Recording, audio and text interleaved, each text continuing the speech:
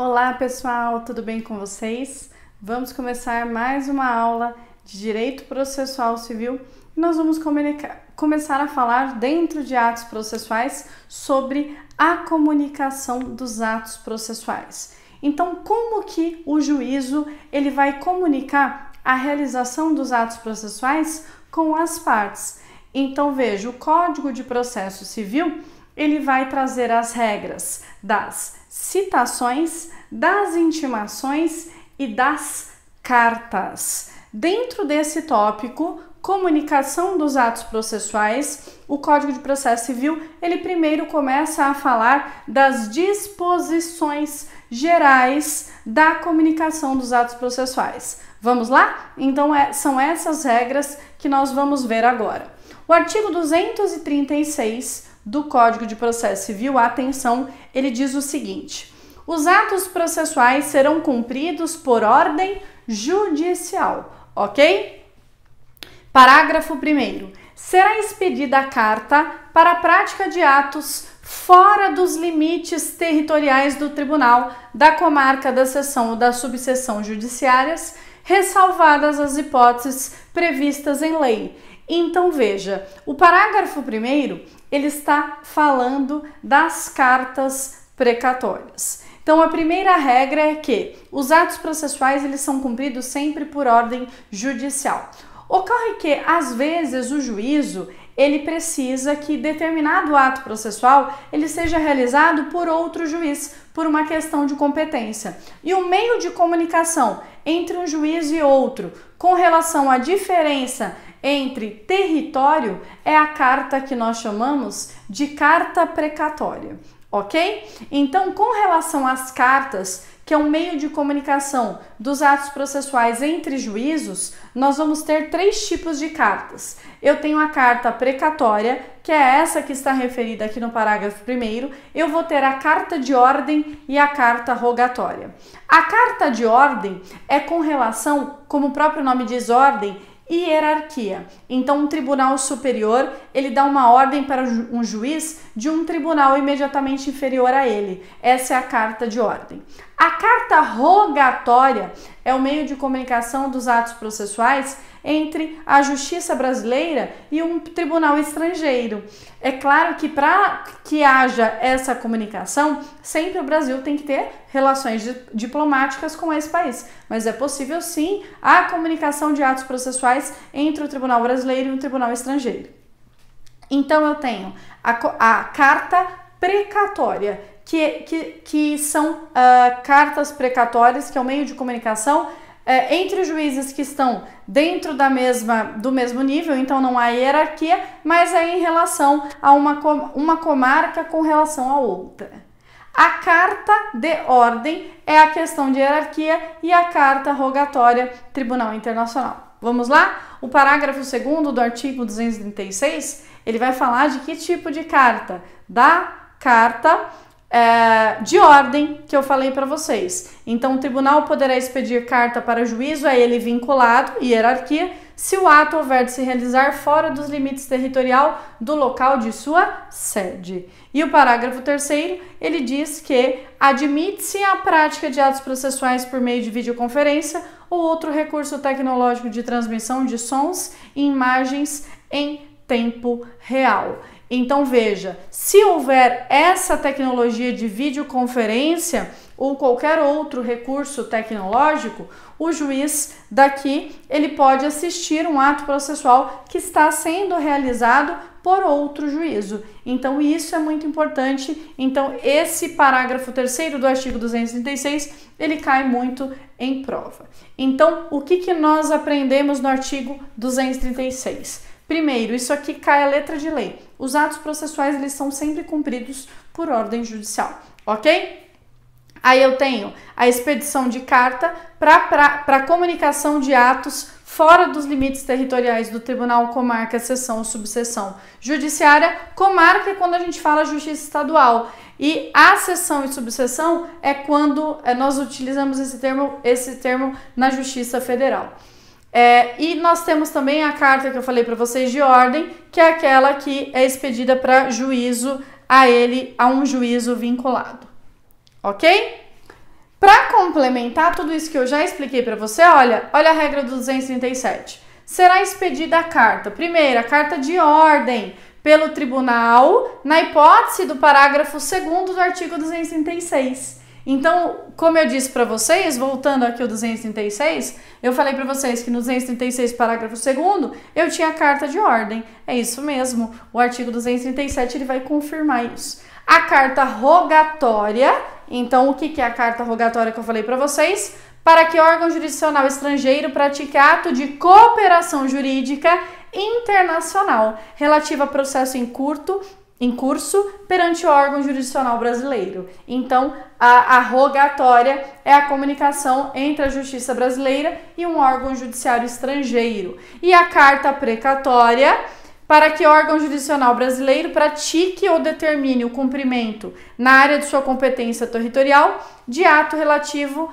a pedido de cooperação judiciária formado por órgão jurisdicional de competência territorial diversa. Então, como eu disse para vocês, carta precatória, competência territorial diversa. Carta de ordem, hierarquia, juízo imediatamente vinculado. E a carta rogatória, cooperação jurídica entre a jurisdição brasileira e a jurisdição estrangeira. E eu tenho também a mais nova carta precatória que entrou no novo Código de Processo Civil, que é a carta arbitral. O que é a carta arbitral? É um meio de comunicação entre o Poder Judiciário e um tribunal arbitral. O que é o tribunal arbitral? É possível que as partes, elas, se forem partes capazes e elas estejam discutindo um direito disponível, ao invés de submeter o litígio para o Poder Judiciário, vai submeter o litígio para que um árbitro, para que um tribunal arbitral decida. E decidindo, depois o Poder Judiciário, ele não vai poder modificar essa decisão proferida pelo tribunal arbitral.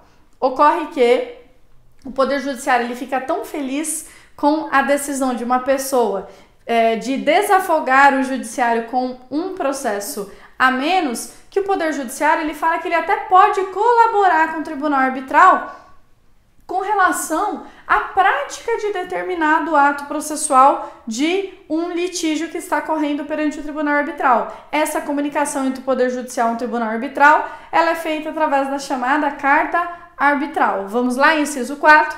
A carta arbitral, para que o órgão do Poder Judiciário pratique ou determine o cumprimento na área de sua competência territorial de ato objeto de pedido de cooperação judiciária formulada por juízo arbitral, inclusive os que importem efetivação de tutela provisória. Então, esse é um exemplo. Então, o tribunal arbitral determina uma tutela provisória e o Poder Judiciário ele pode colaborar para ajudar a efetivar essa decisão. Então, quais são os tipos de cartas no novo Código de Processo Civil? Precatória, carta de ordem, carta rogatória e carta arbitral. Parágrafo único. Se o ato relativo ao processo em curso na Justiça Federal ou em Tribunal Superior houver de ser praticado em local onde não haja vara federal, a carta poderá ser dirigida ao juízo estadual da respectiva comarca. Então, toda vez que eu falar de Justiça Federal, pode ser que em determinada comarca eu tenha o tribunal, TRF, mas na comarca eu ainda não tenho Justiça Federal instalada. Toda vez que eu não tenho Justiça Federal instalada em determinada comarca, todos aqueles processos que seriam de competência da Justiça Federal, eles são realizados pela Justiça Estadual. Essa é a regra do parágrafo único do artigo 237. Então, olha só, atenção! Com relação à comunicação dos atos processuais, nas disposições gerais, o que a gente aprende? Que os atos processuais são cumpridos por ordem judicial, que admite-se a prática de atos processuais por meio de videoconferência ou qualquer outro recurso tecnológico de transmissão de sons e imagens em tempo real, é possível. E aí nós aprendemos as cartas. Carta precatória, rogatória, de ordem arbitral. E aí o 236 e 237, ele vai nos dizer o que são essas cartas. Aí, nós já vamos partir, o próximo tópico, você vai perceber aí no seu Código de Processo Civil, aí ele vai começar a tratar só de citação. Mas, como o núcleo dessas disposições gerais ele fica com relação às cartas, nós já vamos estudar a partir de agora a regra das cartas no Código de Processo Civil para depois nós adentrarmos à citação, ok? Então, vamos agora para o artigo, você vai pegar no seu código, se estiver acompanhando pelo código, artigo 260 do Código de Processo Civil. Vamos lá? O que diz o 260? Ele vai tratar dos requisitos das cartas. Então, que cartas, professor? Requisitos tanto para a carta de ordem, quanto para a carta precatória, quanto para a carta rogatória. Então, quais são os requisitos essenciais, o que deve conter nessa carta, que é o meio de comunicação entre tribunais? Primeiro, a indicação dos juízes de origem e de cumprimento do ato. Então, quem é o juiz de origem? Aquele que está enviando a carta. Esse a gente chama de juízo deprecante. E qual é o juízo que vai receber para cumprir a ordem que está determinada na carta? Juízo deprecado. Inciso 2. O inteiro teor da petição, despacho judicial e do instrumento de mandato, que é a procuração, conferido ao advogado. Então, a petição que requereu a carta precatória, o despacho judicial que determinou e a procuração do advogado. Inciso 3. A menção do ato processual que lhe constitui objeto. Então, qual é o ato processual que o juízo deprecado tem que cumprir? Citação, intimação de alguém, oitiva de alguma testemunha, ok? Inciso 4, o encerramento da carta com a assinatura do juiz. Então, é isso que deve conter a carta, regra geral, requisitos gerais da carta de ordem precatória e rogatória. Parágrafo 1º. O juiz mandará trasladar para a carta. Então, o que é trasladar? É colocar cópia nessa carta de quaisquer outras peças, bem como instruí-la com mapa, desenho ou gráfico, sempre que esses documentos devam ser examinados na diligência pelas partes, pelos peritos ou pelas testemunhas. Então, além dessas regras gerais, o juiz também vai determinar na carta tudo e qualquer documento que esteja no processo principal que seja importante para o cumprimento da carta pelo juízo deprecado. Parágrafo 2º. Atenção! Trasladar é cópia. Mas, professora, será que nunca a carta precatória deverá acompanhar o original? Veja, quando o objeto da carta for exame pericial sobre documento, este será remetido em original, ficando nos autos reprodução fotográfica. É claro, toda vez que eu precisar periciar determinado documento, a perícia tem que ser realizada no documento original. Então, toda vez que a carta precatória ela se destinar, por exemplo, a uma perícia de um documento, a carta precatória obrigatoriamente ela vai ter que ser acompanhada do documento original e fica no processo principal somente a cópia, ok? Esses são os requisitos essenciais das cartas. O artigo 261, ele fala que em todas as cartas, o juiz que está enviando a carta precatória, ele deve fixar um prazo para o seu cumprimento, atendendo à facilidade das comunicações e à natureza da diligência. Então, em todas as cartas, o juiz deve fixar qual é o prazo que ela deverá ser cumprida. Parágrafo 1º. As partes deverão ser intimadas pelo juiz do ato de expedição da carta. Então, toda vez que o juiz expede a carta precatória para ser cumprida em outro juízo, o juiz deve intimar as partes, todo mundo que está participando do processo, a carta foi expedida. E o parágrafo 2º, primeiro, ele fala que, expedida a carta, as partes acompanharão o cumprimento da diligência perante o juízo destinatário, o deprecado, ao qual compete a prática dos atos de comunicação. Parágrafo 3º, a parte a quem interessar o cumprimento da diligência cooperará para que o prazo a que se refere o caput seja cumprido. Então, veja, a partir do momento que é expedida a carta, as partes são intimadas. Ela é intimada e é a obrigação dela acompanhar o cumprimento da diligência lá no juízo deprecado. E esse juízo deprecado, que é o destinatário, ele vai competir a prática dos atos de comunicação. Então, o que o juízo deprecado está realizando, ele deverá comunicar às partes. Então, essa regra é muito importante. E a parte que interessa o cumprimento daquela carta precatória, ela deve cooperar para que aquela carta precatória seja cumprida no prazo que foi determinado pelo juiz. Então, se for oitiva de uma testemunha, informar o endereço, para a intimação dessa testemunha para ela comparecer, ou a própria parte que está acompanhando realizar essa intimação, para que todos colaborem para que aquela carta precatória seja cumprida num tempo determinado pelo juiz e no tempo mais rápido possível, para que essa carta precatória ela retorne ao juízo de origem para que o processo possa caminhar, ok? O artigo 262 e o 263, eles vão falar de duas características importantíssimas das cartas. Então, a primeira regra é que as cartas ela têm um caráter itinerante. Já vou explicar isso para vocês. E a segunda regra é que, preferencialmente, para que seja mais ágil e mais rápido, as cartas deverão ser expedidas por meio eletrônico. Então, olha só, artigo 262. A carta tem caráter itinerante, podendo, antes ou depois de lhe ser ordenado o cumprimento, ser encaminhada a juízo diverso do que dela consta, a fim de praticar o ato. Parágrafo único. O encaminhamento da carta a outro juízo será imediatamente comunicado ao órgão expedidor, que intimará as partes. Então, antes ou depois do juiz ordenar o cumprimento, aquele juiz que está expedindo a carta, essa carta, por ter caráter itinerante, ela pode ser encaminhada a juízo diverso da que foi encaminhado do destinatário. Então, vamos imaginar que o juiz ele não pode ouvir determinada testemunha, porque essa testemunha reside em outra comarca. Então, o que esse juiz vai fazer? Ele vai enviar uma carta precatória para que essa testemunha seja ouvida lá na comarca em que ela reside. Vamos imaginar que o juiz expede a carta precatória para determinada comarca e chega na comarca, o juízo que recebe, ele verifica que ele também não é o competente. Como a carta precatória tem caráter itinerante, o juiz, ao receber essa carta, ele não precisa devolver para o juiz de origem. Ele mesmo pode pegar essa carta e já encaminhar para o juízo competente. Então, esse é o caráter itinerante da carta precatória. E o parágrafo único, ele diz que toda vez que essa carta for encaminhada a outro juízo, deverá imediatamente comunicar o órgão que expediu essa carta precatória. Ok?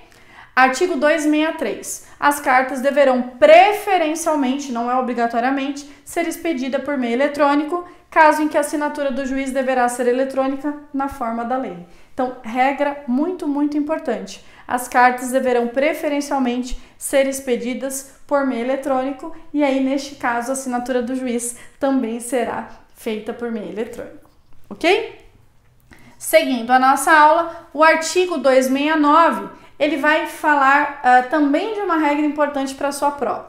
Ele diz o seguinte: a carta de ordem, a precatória e a precatória por meio eletrônico, por telefone ou telegrama, conterão em resumo substancial os requisitos mencionados no artigo 250, especialmente no que se refere à aferição da autenticidade. Então, atenção!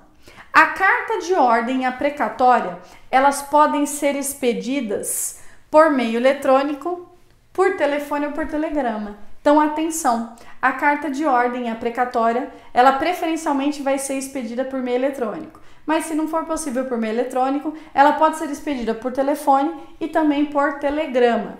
Nestes casos, elas vão conter um resumo substancial. O que é um resumo substancial? É a maior quantidade de informações que for possível com relação aos requisitos do artigo 250. O artigo 250 do CPC, você vai dar uma olhadinha, porque ele é um artigo que despenca em prova, ele vai tratar dos requisitos do mandado de citação. Então, tudo que um mandado de citação deve conter. Então, o que o artigo 264 está falando? Que a carta de ordem, a precatória, que é expedida por meio eletrônico, telefone ou telegrama, além daqueles requisitos essenciais que nós falamos aqui no começo da aula, ela deve conter um resumo substancial, então um resumo bem completinho de todos os requisitos do mandado de citação que está no artigo 250. É só essa a regra do artigo 264. O artigo 265, ele vai falar da expedição da carta, que é a carta aquela que é expedida por telefone. Então, como que é isso? Num caso urgentíssimo, a carta precatória pode sim ser expedida por telefone. Como que será esse procedimento? O secretário do tribunal, o escrivão, o chefe de secretaria do juízo deprecante, ele vai transmitir por telefone a carta de ordem aprecatória ao juízo que houver de cumprir o ato, ou seja, ao juízo deprecado, por intermédio do escrivão do primeiro ofício da primeira vara. Então, como que a carta será expedida por telefone? O secretário do tribunal, o escrivão ou o chefe de secretaria, ele liga para quem? Ele vai ligar para o escrivão do primeiro ofício da primeira vara daquela comarca. Claro, se houver nessa comarca mais de um ofício ou de última vara. Mais de um ofício ou de uma vara. Observando-se quanto aos requisitos, o disposto no artigo 264. Então, ele vai transmitir tudo que está no 264, os requisitos da carta, por telefone. Então, é um telefonema. Aí, veja, o que vai fazer esse escrivão ou chefe de secretaria que recebe a carta precatória por telefone? Então, o parágrafo 1º, ele diz que o escrivão ou chefe de secretaria é aquele que recebe no mesmo dia ou no dia útil imediato, ele telefonará ou enviará mensagem eletrônica ao secretário do tribunal, ao escrivão ou chefe de secretaria do juízo deprecante, lendo-lhe os termos da carta e solicitando que os confirme. Então, o escrivão, ele recebe a ligação. A carta precatória é transmitida por telefone. Será tudo anotado. Desliga.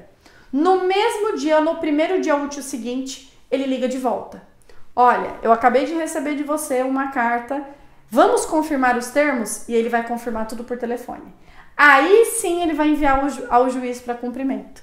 Então, o parágrafo 2º, ele fala que, sendo confirmada, o escrivão ou chefe de secretaria submeterá a carta a despacho do juiz. Então, eu recebo a ligação, recebo a carta precatória urgente, urgentíssima por telefone, anoto tudo, desligo. No mesmo dia, no primeiro dia útil seguinte, ligo de volta. Quero confirmar a carta precatória que acabei de receber. Confirma todos os termos, confirmou, submete ao juiz para despacho, para que o juiz verifique se ele vai determinar aquela ordem ou não. Ok? Então, essa é a carta precatória por telefone. O artigo 266, ele diz o seguinte: serão praticados de ofício, então de ofício é independente de requerimento, o juiz pratica, os atos requisitados por meio eletrônico e telegrama, devendo a parte depositar, contudo, na secretaria ou no cartório do juízo deprecante, a importância correspondente às despesas que serão feitas do juízo em que houver de praticar-se o ato. Então, veja, as custas processuais referente ao cumprimento daquela carta precatória, então as despesas, elas devem ser depositadas pela parte que requisitou aquela diligência que vai ser cumprida pelo outro juízo através de carta precatória. A pergunta é, professor, essas despesas, a parte ela vai depositar onde? No juízo deprecado ou no deprecante? Embora mais lógico seria nós pensarmos que o depósito das despesas deveria ser feito no juízo deprecado, que é aquele que vai cumprir a diligência, o Código de Processo Civil, ele fala que o valor das despesas para o cumprimento da carta, ele deve ser depositado pela parte perante o cartório do juízo deprecante. Então, muita atenção. As despesas, elas devem ser depositadas. Então, atenção, deve a parte depositar, contudo, na secretaria do tribunal ou no cartório do juízo deprecante, a importância correspondente às despesas que serão feitas no juízo deprecado, que é aquele que vai praticar o ato. Então, as despesas, atenção, da carta, elas são depositadas perante o juízo deprecante, aquele que enviou a carta precatória. Ok? Artigo 267. Professor, aquele juiz que ele vai receber a carta precatória, ele pode, por algum motivo, recusar e não cumprir aquela carta? Pode, claro. Então, veja, o juiz ele recusará o cumprimento da carta precatória ou arbitral, devolvendo-a com decisão motivada quando? Então, percebam que a recusa ela é feita com relação à carta precatória ou à carta arbitral. É óbvio que quando eu tenho carta de ordem, que é aquela carta que a hierarquia entre o Tribunal Superior e Inferior, ele não pode recusar o cumprimento. Mas o juiz que recebe carta precatória ou arbitral, ele pode recusar, só que ele vai ter que devolver ela motivando porque ele recusou, porque ele não cumpriu e recusou. Então, inciso 1, quando a carta não estiver revestida dos requisitos legais que nós falamos. Inciso 2, quando faltar ao juízo competência em razão da matéria ou hierarquia, que são competências absolutas. Então, toda vez que o juízo não é o juízo competente, ele pode recusar. Então, essa recusa, ela pode ser feita quando o juiz ele é incompetente absolutamente, que são as incompetências em relação à matéria e hierarquia, ou quando ele tiver dúvidas acerca de sua autenticidade, como por exemplo na carta precatória que é expedida por telefone. Então, quando que o juiz pode recusar o cumprimento da carta precatória ou arbitral? Primeiro, se ela não está revestida dos requisitos legais. Segundo, quando faltar a ele competência em razão da matéria e hierarquia. E terceiro, quando ele tiver dúvida de sua autenticidade. Parágrafo único. No caso de incompetência em relação da matéria ou da hierarquia, o juízo deprecado, conforme o ato a ser praticado, poderá remeter a carta ao juiz ou ao tribunal competente.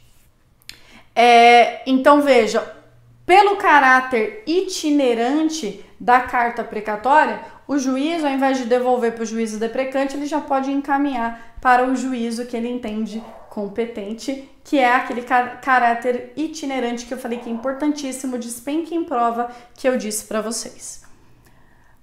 O artigo 268, ele finaliza aqui esse estudo das cartas precatórias, dizendo que a partir do momento que a carta é cumprida, ela deve ser devolvida ao juízo de origem. Juízo de origem, juízo deprecante. Em que prazo? No prazo de 10 dias, independentemente de traslado, ou seja, independentemente de cópia, não precisa ficar cópia daquela carta precatória, pagas as custas pela parte.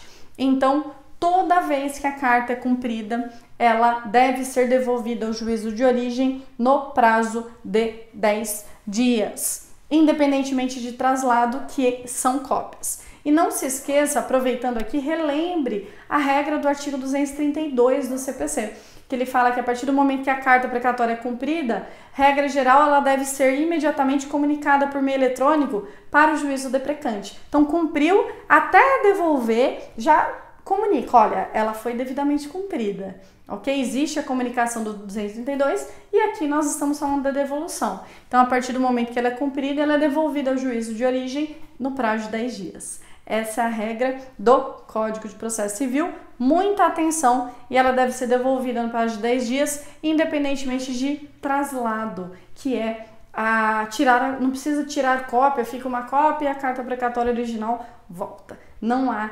necessidade. Então, olha só, nós começamos a estudar a comunicação dos atos processuais, e aí, dentre a comunicação dos atos processuais, nós temos disposições gerais, citação e intimação. Na aula de hoje, nós estudamos disposições gerais e nós aproveitamos e já estudamos as regras de todas as cartas. Muita atenção! Eu tenho carta precatória, carta de ordem, carta rogatória e carta arbitral. Então, muita atenção para essas regras, tema importantíssimo na sua prova. A gente vai encerrando a nossa aula de hoje por aqui e eu te vejo na próxima aula. Bons estudos, até mais. Tchau, tchau.